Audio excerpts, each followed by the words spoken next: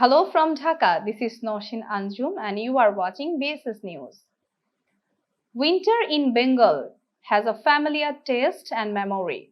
Cool morning air, the sweetness of fresh date palm sap or khejurer rosh, and the rich aroma of golden molasses. Once, these elements defined the rural rhythm of Faridpur.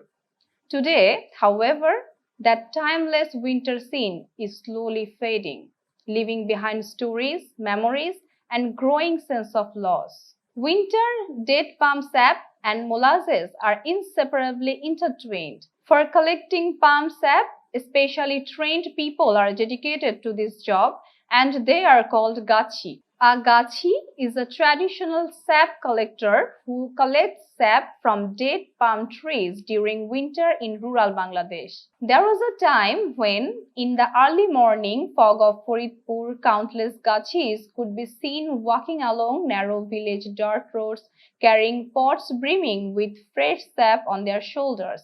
That image, once common and comforting, is now becoming rare. With the passage of time, one must travel first to taste fresh date palm sap, as both date palm trees and gachhis have declined sharply across the district. Many gachhis have already been forced to leave this traditional profession behind. In the fields of Faridpur's Sadarpur, Nagarkanda and Saltha upajelas, date palm trees no longer stand as they once did. As a result, gachhis carrying sap-filled pots are now seldom seen on village paths, except in a few scattered areas. Yet, winter in Bengal still means date palm sap. It remains irreplaceable in preparing a wide variety of traditional delicacies like pithas and payesh. As soon as winter arrives, households prepare for festivals of flavors centered around these foods. There was a time when the fields, homesteads, and roadsides of Faridpur, Sadarpur, Nagarkanda, and Saltha were lined with countless date palm trees. During the Bengali months of Kartik and Agrahayan, collecting sap from date palm trees felt almost like a friendly competition in every household. Today, however, only a handful remain in this once thriving profession. Back then, collected sap would be boiled for hours on large stoves made of corrugated tin, transforming it into a rich date palm molasses, liquid jhola gur, solid patali gur, and other varieties.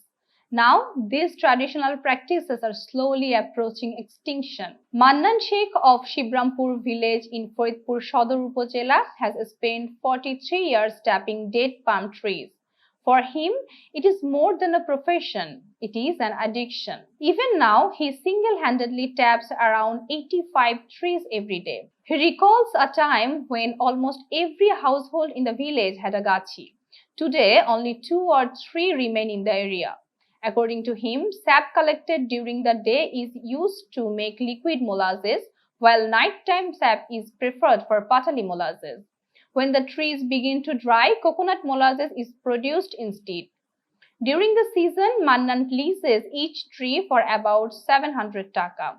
On foggy winter mornings, just after the Fajr Azan, he climbs the tree to collect the sap. The sap is then boiled for long hours in tin pans and finally poured into earthen containers.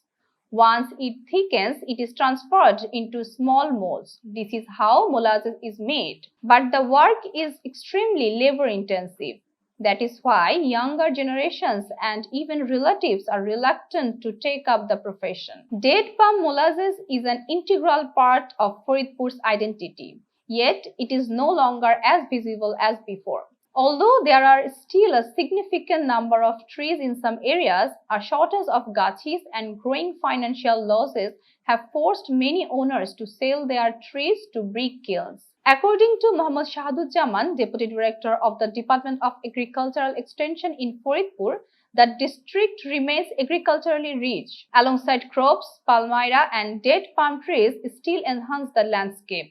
He notes that a large number of date palm trees can be found along roadsides and field boundaries, with approximately 90,000 trees still standing across the district. Faridpur's date palm sap and molasses are more than a seasonal delicacies. They are living symbols of tradition, labor, and rural identity. But as trees disappear and gachhis fade from village roads, this heritage stands at a crossroads.